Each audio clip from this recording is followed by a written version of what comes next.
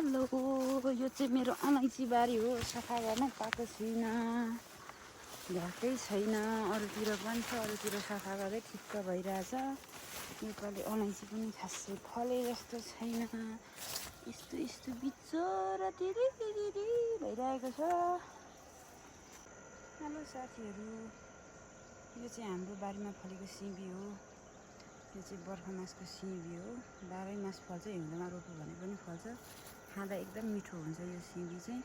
यसको यो पुरा यस्तो बाघको छाला टाइपको छ कि यो सिमीको नाम चाहिँ के हो थाहा भएन, तर एकदम मजाले फल्छ, खाँदा पनि मिठो। यसको भित्र पनि उयो के भन्छ त्यो के अरे काठ हुँदैन क्या, भित्र पनि लुकेर बसेको रहेछ। यता यता यसरी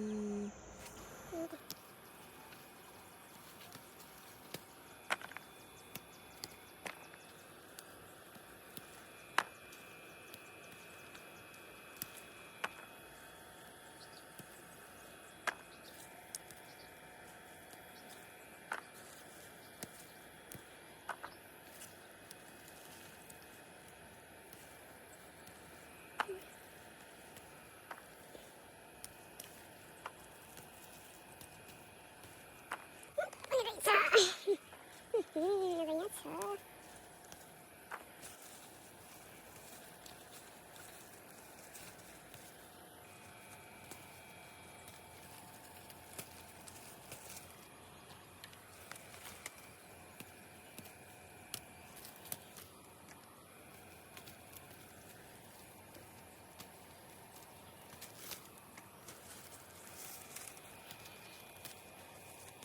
भएर यो बोच्नु हुँदैछ?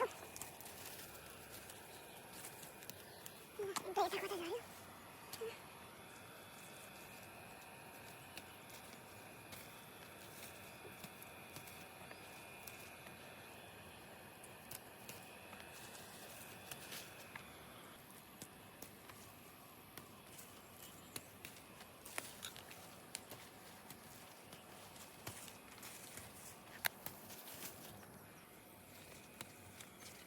किराले खाएछ त? किरा आयो यो। किराले खाएको त टिपेर खानुपर्छ त। ल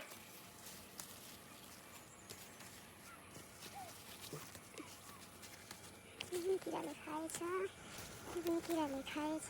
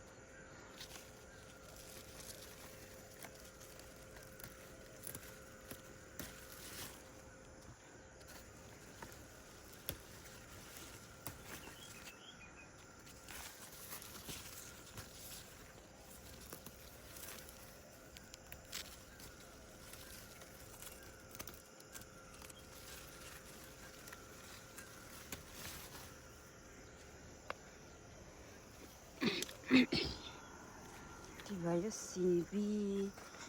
यसले त हामीलाई झन्डै 3-4 दिन पुग्छ। यो हाम्रो डल्ले खुर्सानीको बोट हो। यत्रो यत्रो भएछ डल्ले खुर्सानीहरू पनि, अब फल्छ है त। यो चाहिँ हाम्रो घरको सुँगुर हो, ब्याउने हो। अनि 3 बेत मात्रै हुन्छ, अनि अहिले 2 महिना मात्रै पुग्दैछ क्या। के भएर यसको पेट यत्रो भएको, उठ्नु बस्ने यसलाई गाह्रो भइसक्यो। चारोहरू सधैँ जस्तो ठिकै दिएको छ, के बिरामी छ कि के रोग लागेको हो कि अचम्म परेँ म त यो देखेर।